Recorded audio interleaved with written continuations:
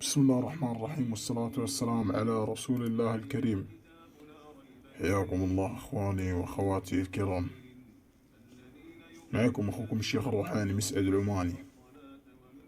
طبعا اليوم حبيت أني أشوفكم شيء من الأعمال الروحانية اللي نجتازها، والحمد لله تعالى وبفضل الله تعالى. طبعا هذه المقاطع الفيديو اللي ظاهرة أمامكم، طبعا تم تنزيل هذا المال في الجزائر، في دولة الجزائر، وفي عملة اليورو طبعا. وشخص ثاني تم تنزيل له في عملة الدولار. طبعا بعد ما أخذت إذنهم أني أنزل هذا المقطع على اليوتيوب، فحبيت أني أشوفكم شيء من أعمالي أو جزء من أعمالي، وإن شاء الله تعالى وبإذن الله تعالى فعلكم خير. في أي عمل انتباه، ما عندكم أي مشكلة.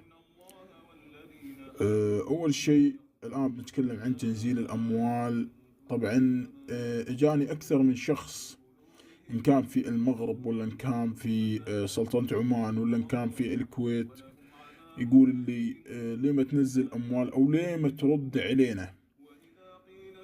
يا أخوان الله يحفظكم، أنا في النهار أو في الليل يجيني أكثر من 50 شخص يراسلوني على الواتساب، ما أقدر إني أرد عليهم كلهم في نفس الوقت. الله يحفظكم، وبإذن الله تعالى بنرد عليكم في جميع الأوقات إن شاء الله وبوقت الفراغ.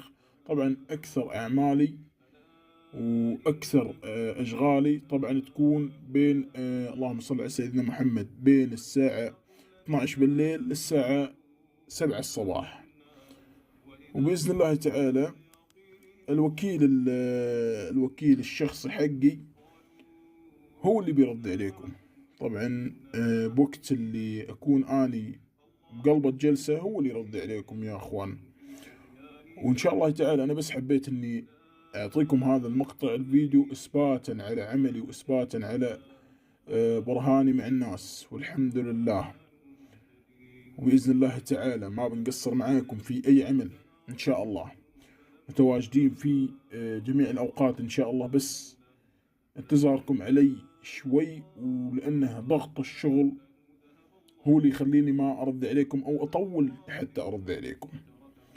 طبعا إن شاء الله كل يومين ثلاث بنزل لكم مقطع فيديو على اليوتيوب إن شاء الله، عشان نشرح لكم عن الأعمال الثانية. كان معكم أخوكم الشيخ الروحاني مسعد العماني. تواصلوا معنا عبر الرقم الظاهر أمامكم، والسلام عليكم ورحمة الله.